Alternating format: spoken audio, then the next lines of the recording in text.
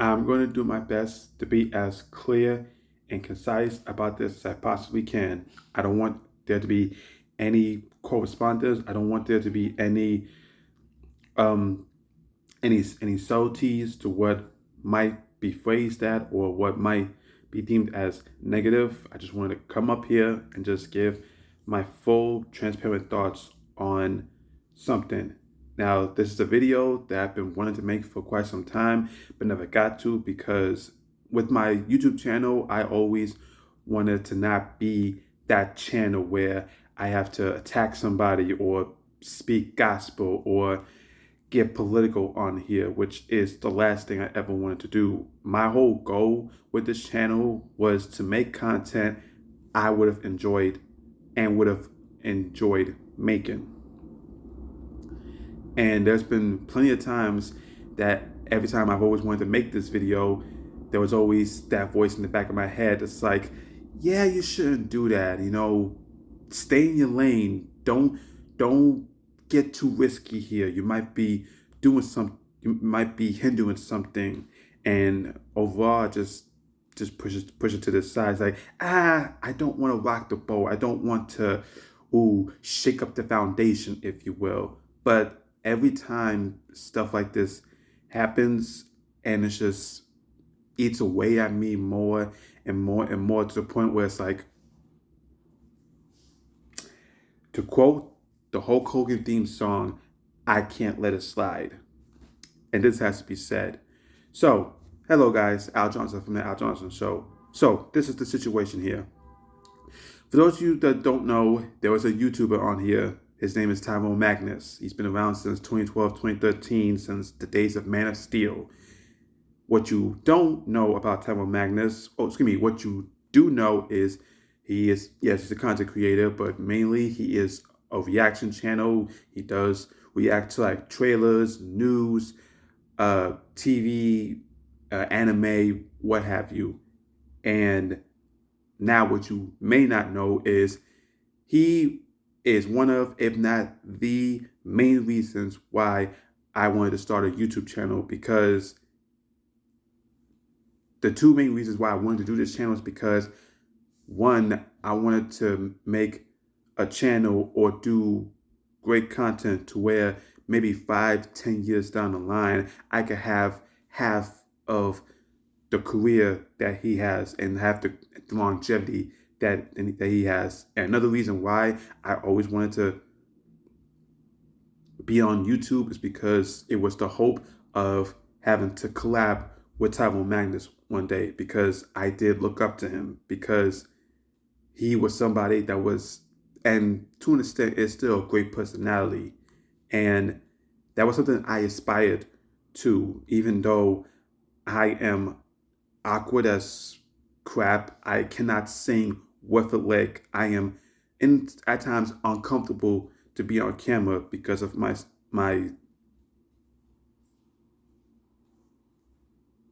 my stutter, and also for the simple fact that I am not photogenically, in a sense, beautiful to the average viewer who will watch this or who will watch any video of mine. But I always put myself out there as just like, you know what? As that saying goes, let your freak flag fly. And if I happen to fail, then I just fail. But I managed to fail, being like, you know what? I put out my best effort, and that cannot be that cannot go unnoticed, is what I was trying to say. I mean, shoot, the highest viewed video on my channel is me talking about Evil Dead Rise. That has over nearly 400 views. Never expected that. And before that, the highest views I would ever get on my channel was maybe 200, maybe at max 300. But I was always like, hey, if I got to 100, then that's all cool. But the fact that I have a video that's approaching 400 for me talking about a horror movie, especially a horror movie inside of a franchise, that's awesome to see. So I want that to be noted. And the reason why I want to say that to be noted is because over the last year, I have fallen out of love with Tyrone Magnus to the point where even though I no longer subscribe to his YouTube channel, I from time to time check out like what video did he put out? What is he saying now? What is going on? And the reason why I say that is because, and unfortunately, I'm gonna have to use a word I cannot stand more than anything. In fact, this word is so frustrating and so god awful that to me it almost makes me want to vomit even wanting to say it or just hearing it. I physically cringe hearing that word. My and that to me, the reason why I fall out of love for Tyrone Magnus is because of the fact that unfortunately, in my personal opinion, obviously he may think differently, is his right. Is unfortunately he is part of what I like to call a brigade of content creators and people on social media or YouTube or what have you that's part of this whole anti-woke movement that's going on in Hollywood. Now, when you hear that, you think, whoa, what is woke? What is all that? Basically, there's this practice going on in Hollywood currently where they're taking notable characters, whether original or IP, and either race swapping them or gender swapping them or just blatantly making them trans, gay, or non-binary just for the sole purpose of, hey, look, we got this character that's this and that, just hoping for like a hey, good job, you did that, or what's known as forced diversity or forced pandering or what have you. And a lot of people will say it has infected mainly Star Wars, Marvel, video games, TV shows, what have you. And unfortunately, Tyrone Magnus, in my eyes, has become the face of that whole brigade. There are other people part of this brigade, but they're so non-existent. I'm not even going to address them. So I'm only focusing on him. And nearly every video he does, he always has to come up with like a snide comment or make a video expressing how much he doesn't like how things are woke in Hollywood. Oh, we need good stories. We need good characters. We need this and that. We need Marvel to get back to this. We need Star Wars to get back to that. We need that. And it was so frustrating. And thinking to myself, like, this is the guy I aspire to be when it comes to YouTube. And this is the stuff he's choosing to make. Let me give you a perfect example of him now being Mr. Anti-Woke. When he reviewed Guardians of the Galaxy 3, which is, to me, one of the best MCU movies in recent memory, he had the temerity to start his review by saying, finally, a Marvel movie that's not woke. As soon as he said that, shut off the video. Didn't want to hear anything other. They didn't want to hear that. It's like, just talk about how good the movie is. Say anything else but that. Even when he reviewed the Predator prequel Prey, he legit started his video going off saying something to the effect of, and apologies if this is offensive, Mary Sue, because in Prey you have a indigenous woman fighting a predator and, spoiler alert, beating him.